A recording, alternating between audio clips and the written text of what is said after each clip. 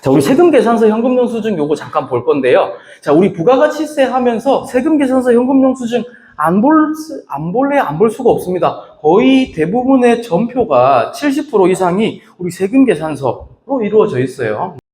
그리고 그 외에 현금영수증, 카드 이런 개인적으로 이제 사용한 것들을 또 사업용으로 사용했다 그러면 이제 공제가 들어가거나 하겠죠. 자, 그래서 세금계산서인데요. 자, 우리 485페이지에 아래에 가로 1번의 일반적인 세금계산서, 내가 실무 보면서 할 일은 없지만 거래처에서 굉장히 많이 물어봐요. 세금계산서 끊을 때 우리 읽어보시면요. 첫 번째 줄 읽어볼게요. 납세 의무자로 등록한 일반 과세사업자가 재화 또는 용역을 공급하는 경우 거래 시기에 다음의 사항을 기재, 괄호 열고 필요적 기재사항이라고 되어 있죠. 네, 필요적 기재사항을 기재한 세금계산서를 작성하여 공급받는 자에게 발급해야 된다라고 되어 있는데요. 자, 우리 전자로 요즘에는 세금계산서를 많이 끊어요.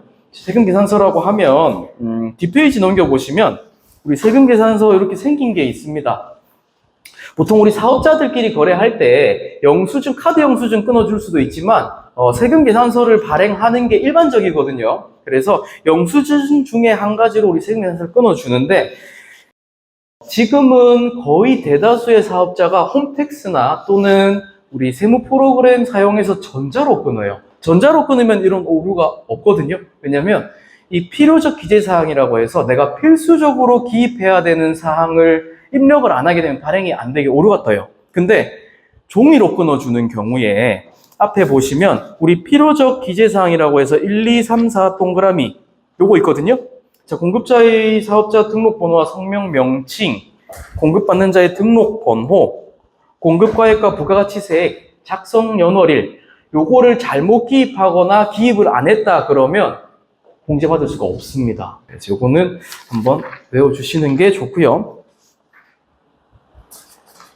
네. 근데 요새 점점 전자로 다 바꾸기 위해서 매출액이 요즘에 8천만 원만 넘어가게 되면 다 전자로 끊을 수 있도록, 전자로 안 끊고 종이로 끊게 되면 가산세 부과를 합니다. 네. 그래서 실제로 젊으신 분들이야 뭐 늘 전자로 끊으시고 이게 익숙하다 보니까 큰 문제가 없는데, 저희 거래처 사장님들 중에서 이제 나이 많으신 사장님들 또는 야채 가게 이런 거 이제 시장에서 하시는 이런 이제 선생님들 중에서도 매출액이 뭐 2억, 3억 이렇게 되시는 분들 계세요. 근데 그분들은 뭐 10년, 20년 동안 다 종이로 끊다가 홈택스 접속해가지고 우리 공인인증서 로그인 할 때 진짜 열받는 거 아시죠? 네.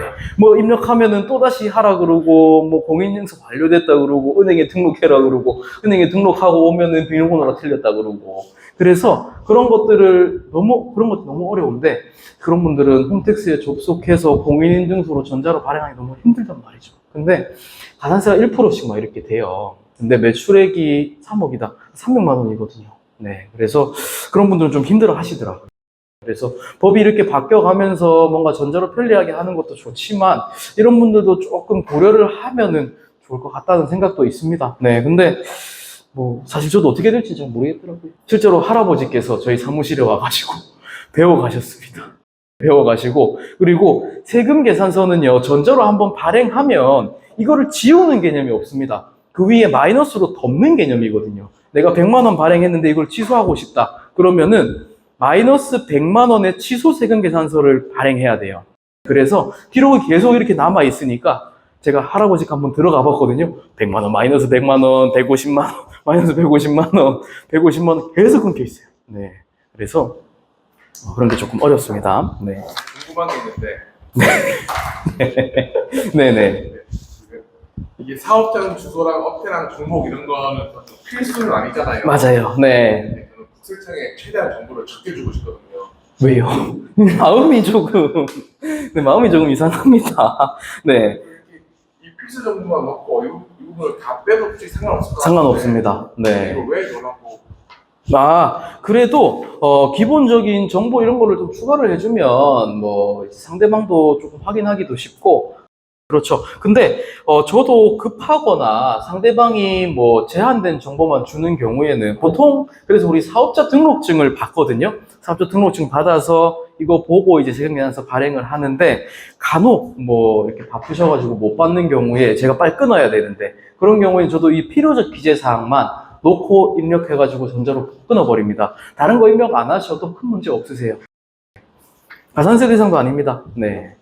그리고 우리 490페이지. 세금계산서의 작성일자, 발급일자, 전송일자 이런 게 있어요. 네. 1번에 우리 세금계산서를 언제까지 발행해야 되는가에 대해서도 내가 이미 물건을 팔았는데 6개월 후에 했다 또는 1년 후에 했다 그러면 가산세 대상이거든요. 왜냐하면 세금계산서를 끊는 시점 기준으로 상대방은 비용이 잡히게 되고요. 쓴 걸로 잡히게 되고 나는 매출액이 생기게 됩니다. 근데 실무하다 보면 이제 올해에 뭐 한 11월쯤에 거래가 끝났는데 올해 세금이 너무 많을 것 같아 해가지고요. 내년으로 우리 미루자 해가지고 세금계산 늦게 끊는 경우도 있어요.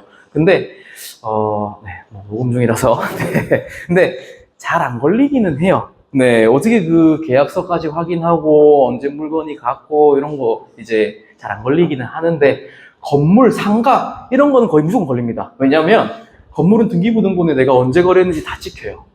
근데 뭐 이런 거 하나 팔았다 이런 거 잘 못 잡아내겠죠. 근데 그렇다 하더라도 사실 이거를 내년도에 끊으면 내년도 매출이 되니까 내년도에는 좀 못 볼 것 같아. 그러면 세율이 낮아지는 문제가 있어요. 그래서 이렇게 이제 또 탈세하는 경우도 있고 한데 거기에 관련해서 이제 작성일자, 발급일자 이런 단어들이 많이 나옵니다. 세금계산서 보면. 그래서 작성일자는요. 이번에 보시면은 내가 거래한 날짜예요. 거래한 날짜. 그래서 작성은 내가 거래는 이날에 했지만 발급은 조금 늦게 할 수도 있잖아요. 네, 발급은 조금 늦게 할 수 있잖아요. 그래서 작성일자 중요하고요. 발급일자는 내가 거래가 발생한 날로부터 일정 기간 이내에 발급을 해줘야 돼요. 그래서 발급일자도 중요하고요. 네, 그래서 내가 세금계산서를 준 날입니다. 그리고 발급특례.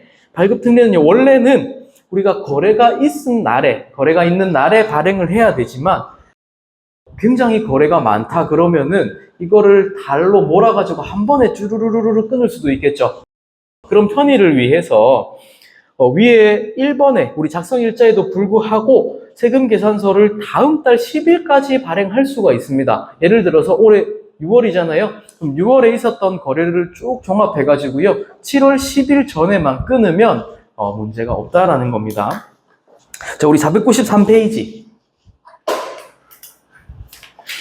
우리 5번 보겠습니다. 수정세금계산서. 자, 계산서는요, 내가 보냈던 걸 지울 수가 없고요. 다 수정을 해야 되거든요. 수정을 해야 되는데, 뒤에 펼쳐보시면 굉장히 많아요. 1번부터 10번까지. 우리 거래를 하는 유형들이 굉장히 다양하니까 이런 경우에는 이렇게 수정하세요, 이런 경우에는 이렇게 수정하세요, 요거를 다 나타낸 거거든요. 자, 근데 우리가 사실 실무하시는 분들이 이거를 할 일은 거의 없어요. 그런데 거래처에서 많이 물어봐요. 내가 이거 끊었는데 이거 어떻게 또 수정해야 되죠? 어떻게 들어가서 수정해야 되죠? 자, 그런 경우에 저도 모릅니다 하면 좀 까워도 상하고요. 다른 거래처로 옮기니까 알려드려야 되겠죠. 그럴 경우에는 요거 한번 참고하셔가지고 알려주셔야 되고, 또는 내가 격리팀의 팀장인데 뭐 대표가 이거 좀 해봐라 했는데 저는 모르겠습니다. 이렇게 하면 앞길이 힘들어지죠. 그래서 이런 경우에는 요거 보시고 한번 하시면 되고, 요건 조금 어렵기도 하고요. 직접 이제 실무상 우리 프로그램 보면서 또는 홈택스 들어가서 하시면 금방 또 하거든요. 네, 그래서 요거 한번 체크해 놓으셨다가 나중에 이런 상황이 있다라고 하시게 되면 네, 요거 설명드리거나 본인이 한번 이렇게 해보시면 될 것 같습니다. 자, 우리 어디까지 넘어가냐면요. 우리 505페이지까지 넘어가겠습니다. 우리 앞에서 이렇게 배웠다 그렇죠? 우리 매출세 계산할 때 우리 10% 과세 하는 경우도 있고요. 우리 수출하는 경우에는 우리 0%로 해가지고 계산하는 경우도 있고, 또는 뭐 매출세액에 포함은 되진 않지만 우리 세금을 아예 부과 안 하는 면세 이렇게 나눠진다 했어요. 자, 우리 그러면 매입세액에서는요, 어떤 거를 우리 공제해 줄 수 있는가, 또는 어떤 거는 공제를 안 되는가, 이걸 한번 배워볼 건데요. 자, 일반적으로 우리 내가 사업용으로 쓰기 위해서 구입을 했는데 부가세를 주고 사왔다. 그러면요, 일반적으로 다 공제가 들어갑니다. 다만 공제가 안 되는 것들이 하나 있어요. 505페이지에 보시면은 공제하지 않는 매입세액. 우리 1번 보겠습니다. 동그라미 1번. 매입처별 세금계산서 합계표를 부가가치세 신고 시 제출하지 않은 경우 또는 거래처별 등록 번호와 공급가액이 적히지 아니하였거나 사실과 다르게 적힌 경우 그 기재사항이 적히지 아니한 부분 또는 사실과 다르게 적힌 부분의 매입세액. 자, 어렵게 적혀 있는데요. 자, 우리 또는 있죠. 첫 번째 줄에 또는 요 앞에 거는 그냥 보지 마세요. 어차피 매입처별 세금계산서 합계표 요거는 이제 실무상 너무 당연하게 제출하는 거기 때문에 요건 보지 마시고요. 자, 아까 말씀드렸던 거 거래처별 등록번호와 공급가액이 적히지 않았거나 사실과 다르게 적힌 경우 아까 제가 필요적 기재사항 부분에서 오류가 난 거를 얘기하는 거예요. 근데 상호도 포함이 됩니다. 네, 상호도 포함이 되기 때문에 상호가 잘못 적혀 있다. 그러면 공제를 못 받을 수가 있습니다. 내가 GND 세무회계인데 다른 상호로 적어놨어요. 거래처가 실수로. 그래서 그런 경우에도 공제 못 받을 수가 있습니다. 이번에 똑같은 이야기 하고 있네요. 세금계산서를 발급받지 않은 경우 또는 세금계산서의 필요적 기재사항이 적히지 않았거나 사실과 다르게 적힌 경우에는 공제를 받을 수가 없습니다. 네, 그리고 3번. 실무상으로 사실 제일 많이 일어나는 거예요. 그리고 제일 많이 애매하기도 하고요. 자, 사업과 직접적인 관련이 없는 지출, 업무 무관 비용이라고 해요. 업무 무관 비용에 대한 매입세액은 공제가 되지 않습니다. 네. 자, 이런 경우가 있어요. 예를 들어서 거래처에서 이제 자기가 사업 목적으로 카드를 써가지고 이제 다 공제를 받아달라고 이렇게 얘기를 하시더라고요. 그래서 쭉 쓴 거를 보고 있는데, 가구점에서 한 800만 원 끊겨 있더라고요. 근데 이번에 개업하신 업체도 아닌데 가구점에서 800만 원이 끊겨 있어가지고 금액도 크고 네, 이게 뭔지 물어보니까 침대를 사셨대요. 네, 침대를 사셔가지고 제가 그 업종이 사무 업종이고 광고업, 네, 광고업인데 침대를 사셨다고 그러길래 그거를 사업용으로 쓰신 게 맞냐 이렇게 물어보니까 에이 그거 좀 넣어주세요 하더라고요. 안 됩니다 이렇게 했거든요. 이제 금액이 크거나 하면 조사관도 마찬가지로 많이 물어볼 겁니다. 네, 800만 원 이거 뭐 쓰셨어요? 사업용으로 진짜 쓴 거 맞아요? 이렇게 물어봤는데 침대 샀다 그러면 부끄럽잖아요. 네, 그래서 그런 것들은 이제 사업과 직접 관련이 없는 지출에 대한 매입세액, 헬스장, 미용실 이런 것도 사업과 직접적으로 관련이 없는 겁니다. 그리고 우리 병원 간 거 이런 것도 물론 면세지만요. 네, 사업과 관련이 없다라고 봐서 우리 소득세에서도 공제가 안 되고요.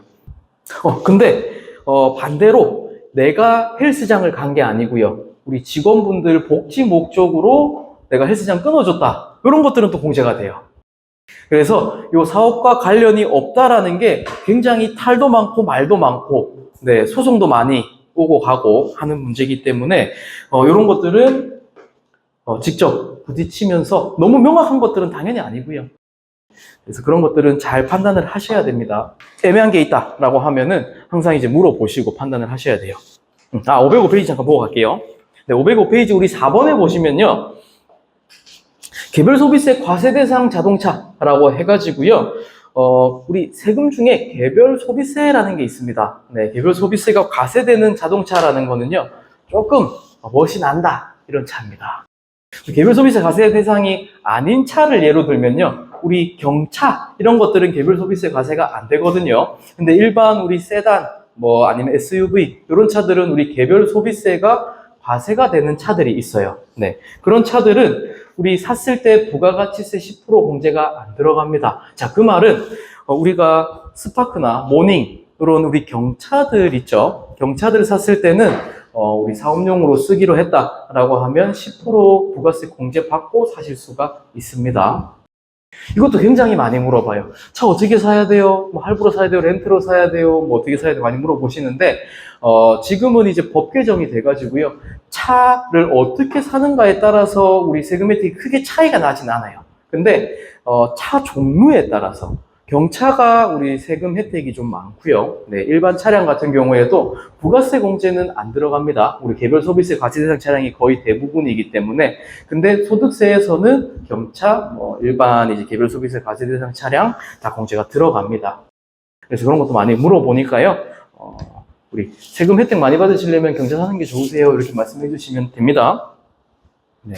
그래서 우리 참고해 보시면 개별 소비세 과세 대상 자동차가 어떤 건지 나와 있는데요. 조금 어렵긴 합니다. 가오가 좀 사는 차 이런 것들은 부가가치세 공제 안 된다고 보시면 돼요. 네. 외제차, 뭐 일반 승용차 이런 거 안 되고요. 그리고 우리 5번 우리 기업 업무 추진비 및 이와 유사한 비용의 지출과 관련된 매입세. 요것도 실무상으로 굉장히 많이 접하는 거예요. 우리 기업 업무 추진비라고 하면요. 우리 이전까지는 접대비.